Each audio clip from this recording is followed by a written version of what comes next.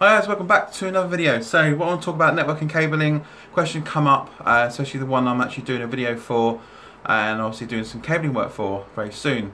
And if you're watching, you'll know who you are. Let me know who you are actually, because I don't know what your Google account, your Google details are. I know your email address, but I'm not going to say on here because keep it private.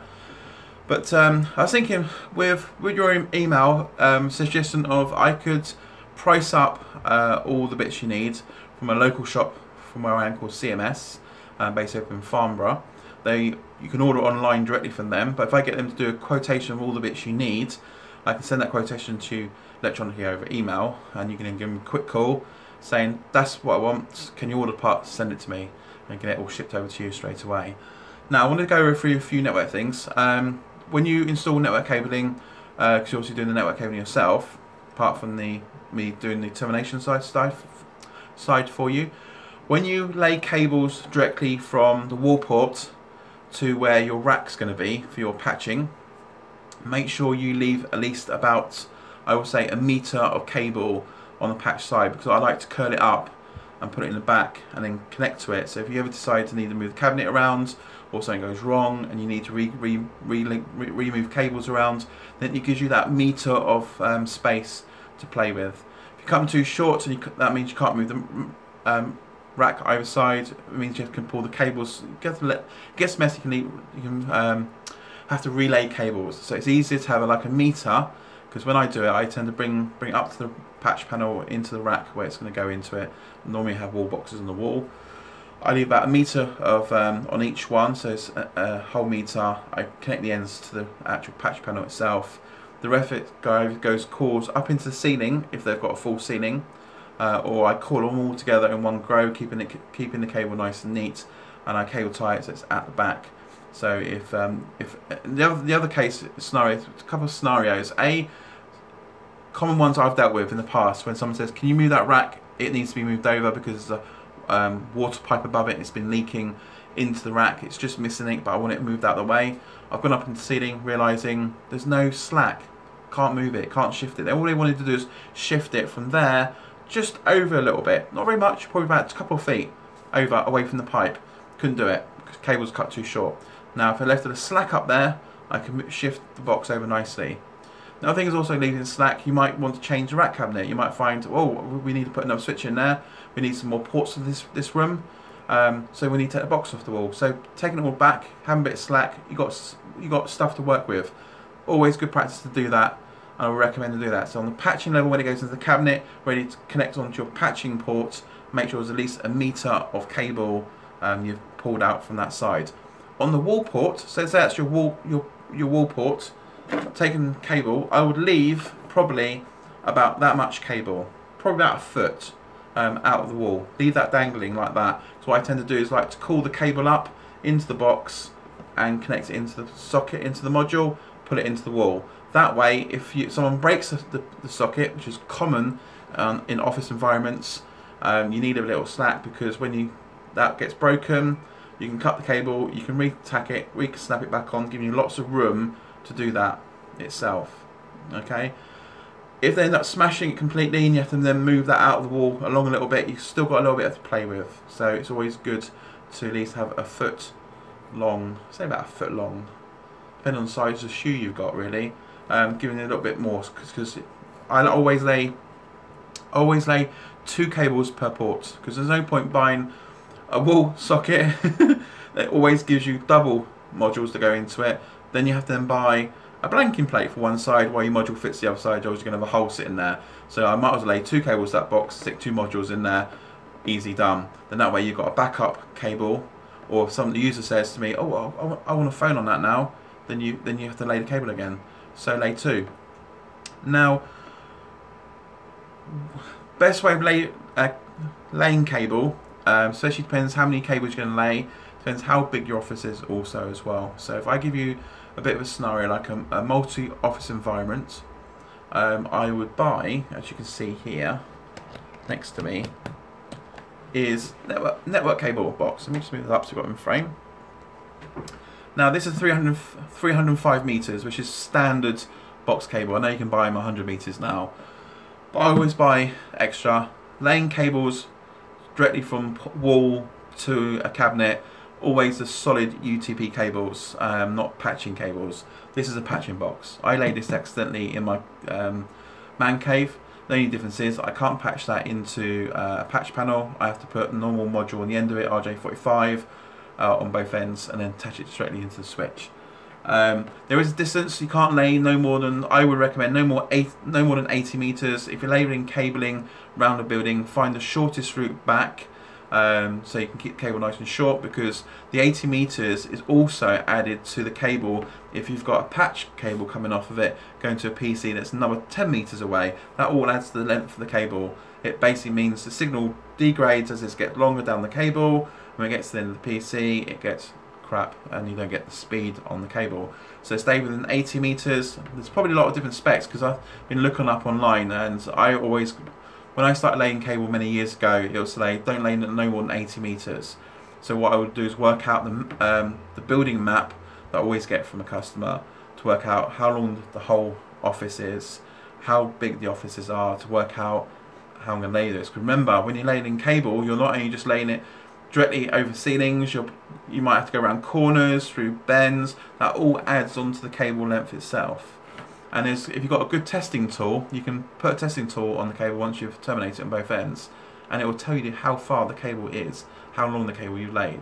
Other things, you can get smart cables, has the actual thing written on the cable here. Say you actually keep putting it out, you can then look on it every so often and say, right, that's 10 meters laid, that's 20 meters laid. There's another way of saying as well.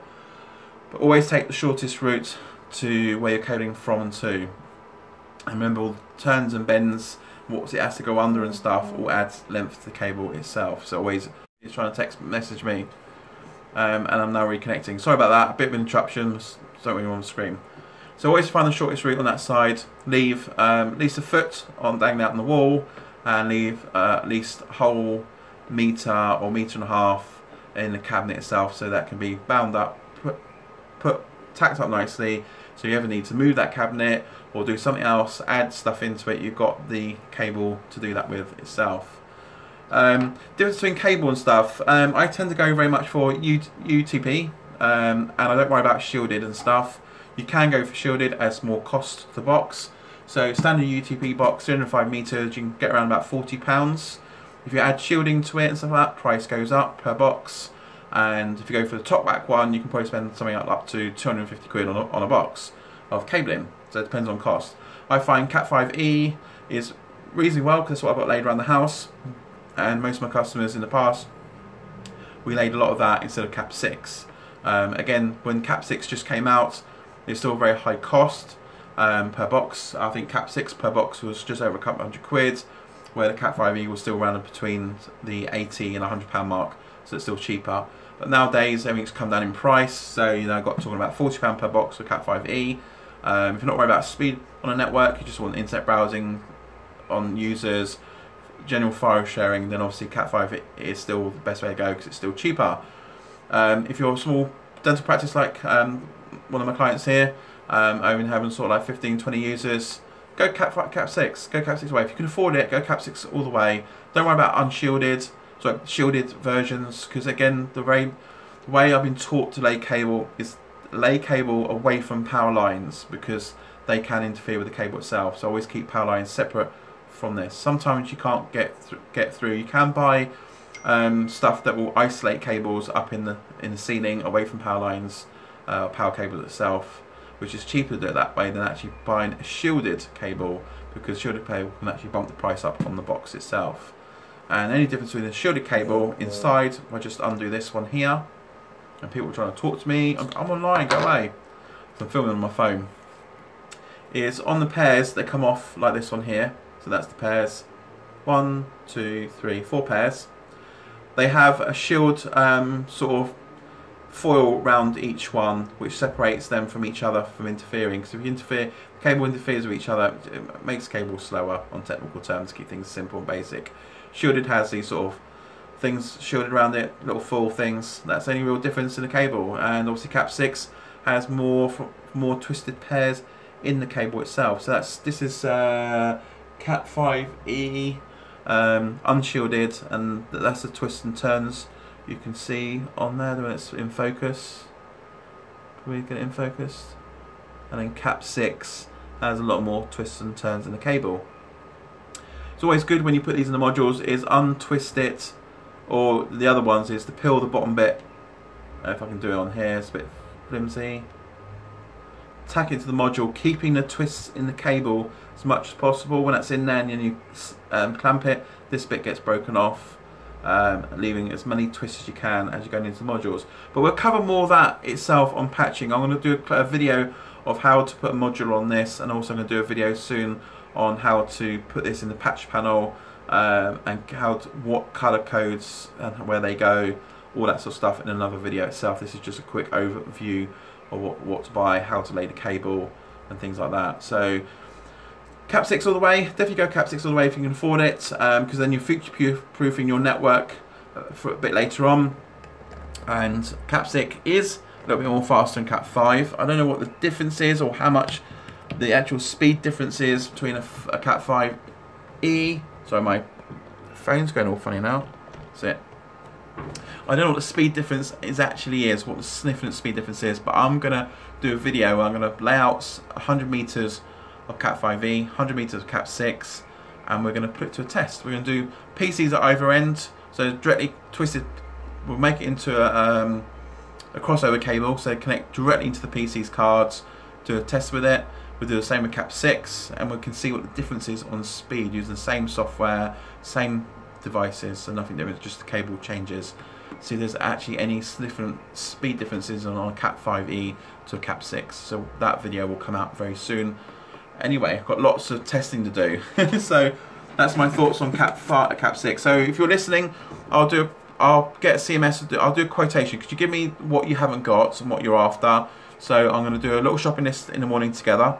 I'm going to email that off to CMS to give me a full quotation, because sometimes if you do it online, you don't get the discount. When you do it over the phone and get a quotation, they tend to give you a discount on there as well. So we'll try and get that down as well. So we go Cat 6 modules, faceplates, patch panel. I'm not sure if you've got patch panel or not, but I'll get patch panel quoted, so you have everything on there to cover everything. I know you've got the cabling in another box. It doesn't matter whether you mix Cat 5 cabling with Cat 6. Any difference is when you lay the cable. Oh yeah, that's the point. When you lay the cable, mark up the numbers, so make a number. So if you're laying 2 cables into one room, make sure that cable and the end of it is marked up, so like cable 1, second one cable 2, cable 3, cable 4. I tend to go by floors. So if you've got 2 floors in an office, then I do ground floor is G01, G02, G03 for each of the cables, mark them on both ends so you know which ones they are when it comes to patching. And I do F for first floor, S for second floor, so like S01, F01, F02. So when you mark it up on the patch panel, you know which one's ground level, ground level, second floor, first floor, and so forth. That's how I mark it up. A lot of people just stick to numbers. Start from 001, go right through to, if they lay 80 cables, eventually your numbers will go up to 80, and that'll be marked up on the patch panel. So that's important, because if you've got a port problem, you go to the office and you look up on the number on the thing that's not on there, you've got no idea where that is in the patch panel. It's hard work, so make sure you label the cables. As I'm doing a termination, just literally lay the cables down, put get some double-sided sticky tape with or get a labelling machine and label the cable. So when you lay that one, call it 01, next one 02, 03, 04. Make sure you do it on both ends of the cable, because I need to know where that cable is and where the end of it is, so I can mark it up on the patch panel, so we can make sure we got port numbers written on the wall to actually written on the patch panel. So if I go to port 1 there, I know it's port 1 on the patch panel. That's really important to do, to make sure you do that, otherwise you'll get yourself really confused. If you don't do it, I can stick a cable machine on the end, a cable testing machine, to find where the other one is, but that can take time. You can spend hours doing that to find it, but if you do end up forgetting to doing it, there is a way of actually correcting it, but it's a long-winded way of doing it. So make sure you do it at the beginning, much more easier. When I tend to do it, I tend to put a label on the first part here, then the module goes on there. I also then take, if I've laid like a foot of it, I'll put another number here, or maybe inside of the wall I put another number a bit further up the cable, so if it ever gets cut back too far back, sorry about that, Matt, I can then go in the wall, have a look, see what number it is, that way I can identify it. Otherwise, if you laid thousands of cables like this that I've done in the past, it's horrendous and it's hard work, especially if someone's snapped the module off. It means putting the module on it, put your tester machine and go and find it at the other end.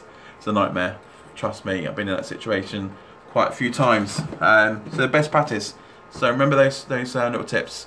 So any more questions on cabling, if I've missed anything, put the comments below, and because it's getting a bit late tonight and I'm getting a little bit, because I haven't got lights in here yet, I will answer them in the morning itself. But yeah, so if you're listening, I'll get that price up from CMS, and I'll get that over to you in the morning for you, and then you can go from there, give them a call, ring up and say, I'd like to order that, can you get it shipped out for us? And I'm getting the cable and get up there. And once you've done the cabling, give me a call, give me a date roughly when we come over and terminate it, and we'll terminate the cables, set the PCs up, and we'll get you all up and running itself. So we'll go from there. So thanks for watching, guys, and see you soon. Cheers.